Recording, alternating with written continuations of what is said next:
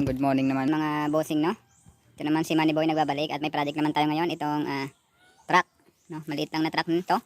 Ang makina niya ay 4HF1, no? Ang kailangan natin i-check dito ay ang kanyang clutch sleeve sa ilalim. Yung clutch sleeve kasi tumutulo na. Yan, silipin natin dito. Naka-ready na yung ating mga gamit. Silipin natin dito. Habang hindi pa tayong sisiraan sa daan, kailangan nating i-repair. Ayan, kung napapansin nyo, basang basa na yung kanyang clutch sleeve. Ayan, tumutulo na yan. Tatanggalin natin yan. 2 bolt lang yan. Yun. Tapos yan, ang gagawin natin sa kanyang hose, clutch hose. Yan yung clutch hose. Ipitin lang natin yan ipitin natin ng vice grip. Ayan, meron tayong vice grip dito. Ipitin natin yan para hindi tumagas yung fluid. Tapos tanggalin natin to. Ayan, tanggalin natin. Madali lang naman ito tanggalin. Ano, 2 lang naman yan na bolt. Ayan, pakita ko lang sa inyo mamaya yung pag natanggal ko na. Ayan, basic na naman yung pagtatanggal dito. Hindi ko nilang ipakita kasi walang hahawak ng aking camera. Ayan, sige, subaybayan natin. Ayan yung hose, inipitan natin ng vice grip.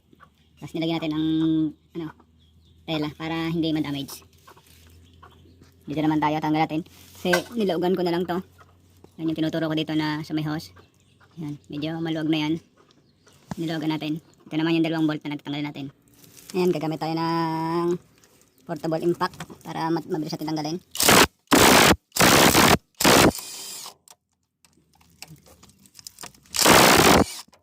Tanggal na yung isa.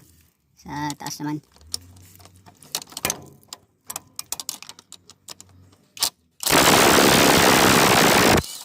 Ayan, naglag na. Dito na siya.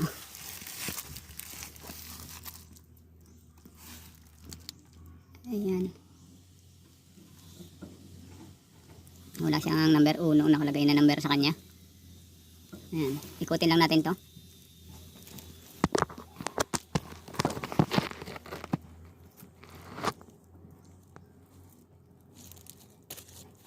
Tanggalin natin dito.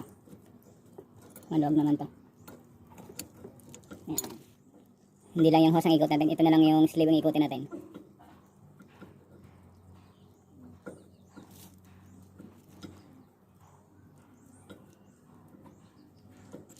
Yan, kita nyo walang tumutulo. Walang tumutulo sa ating, yan. Walang tumutulo kasi inipit natin ng ating vice grip. Yan. Ito yung kanyang copper na washer. Balik na lang natin dito para hindi mawala. Ayan, nakuha na natin.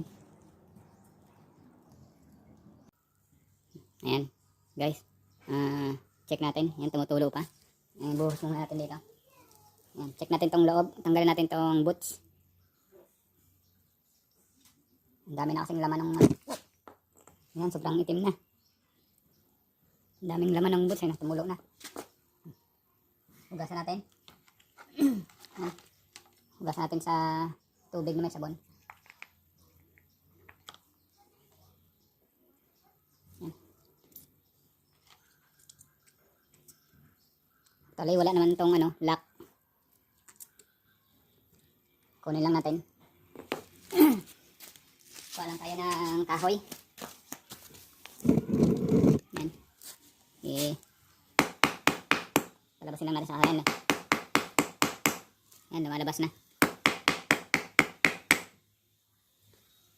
Para hindi tayo bumili ng ganito na set, check muna natin sa loob kung pwede pa, kung hindi pa malaki yung gas-gas.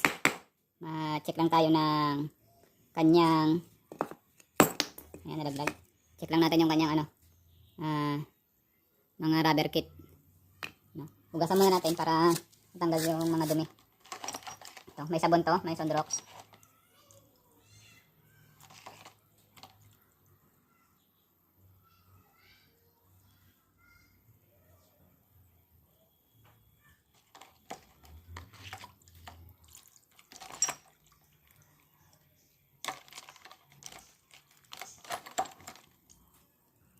Ayan guys, oh.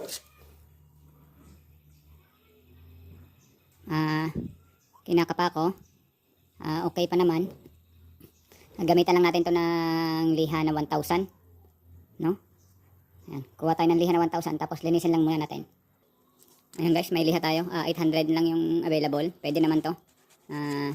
Manipis pa, no? Ito yung gagamitin natin pag lilinis dito sa ating sleeve, no? Ayan. Linisin natin ang ating liha. Pag lilinis natin, pag ganyan, paikot lang, hindi yung papasok, no? Pag ganyan lang, paikot. Ayan, basahin muna natin yung liha. Tapos ipasok natin dito sa loob.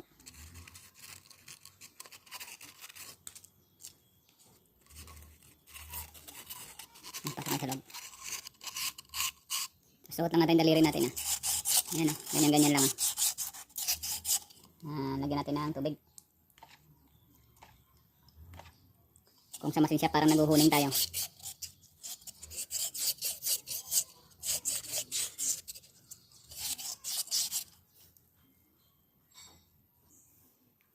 Ayan guys, medyo malinis na.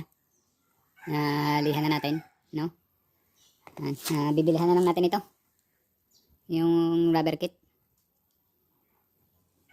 Wala pa tayong nabili, bilhan muna natin. Tanggalin natin. Ayan, subaybayan nyo. Maya, palitan natin. Secondary clutch ng 4HF1 na truck. Ayan. Yan na yung kakabit natin, no? Kasi mahal din naman yung repair kit sa loob. Kaya ito na lang yung kakabit natin. Set na. Nabili natin ito ng 800 sa auto supply. Ayan. Ang gagawin ko na lang dito sa ilalim, i-drain ko na lang yung ano nyan, yung fluid. Kita natin ang bago.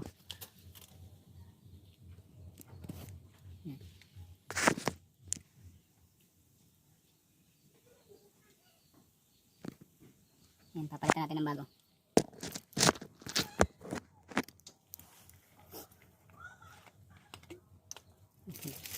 Dito ko ilalagay yung fluid. Tanggalin ko na lang tong ano. Patuloyin ko na lang dyan yung kita yung tumutulo. Palitan ko yan ng bagong fluid. Sabagay natin.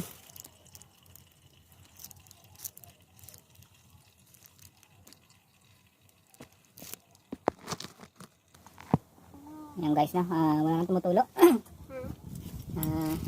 Kakabit natin yung ating ano.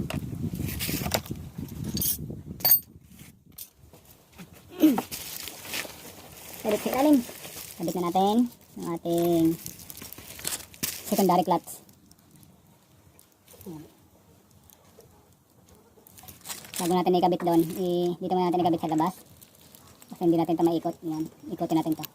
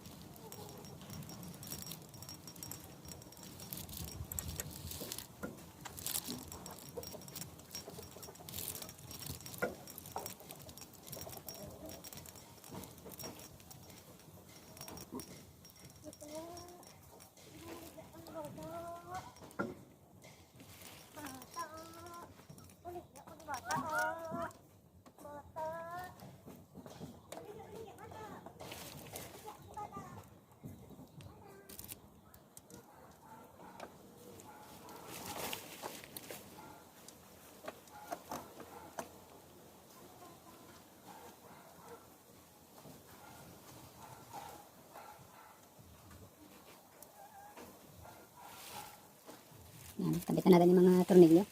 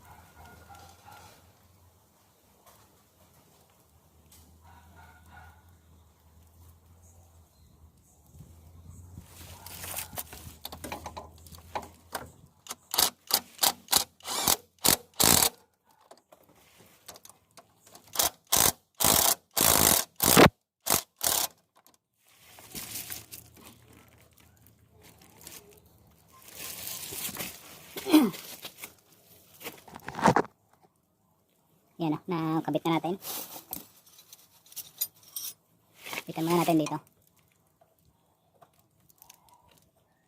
Para sigurado na hindi sisingal.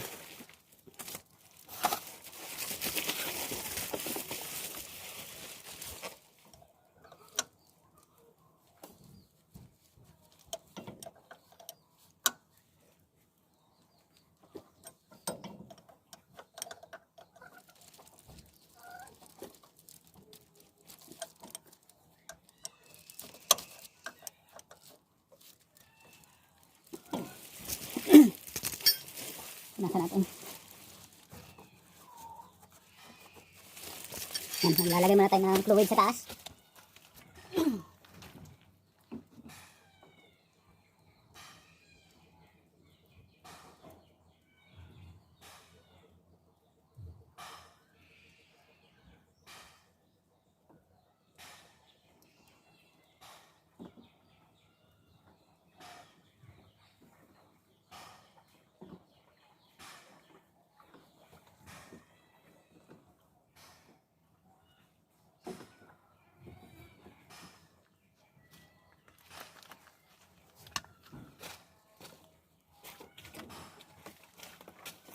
Yan, gagamit tayo nito, yung may hose na pang bleeding. Para bleeding tayo. Kahit isa lang tayo, makakapag-bleeding tayo. Yan guys, no? Nakaka-bleeding na tayo. Yan, maakyat na yung fluid. Ayan, wala nang hangin. Gumagana na, testingin na natin. Yan. Ayan guys, no? Subukan na natin kung gumagana na. Yan, medyo matigas na.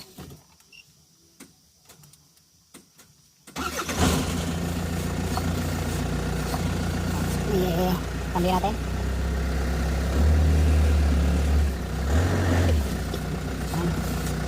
Reverse natin.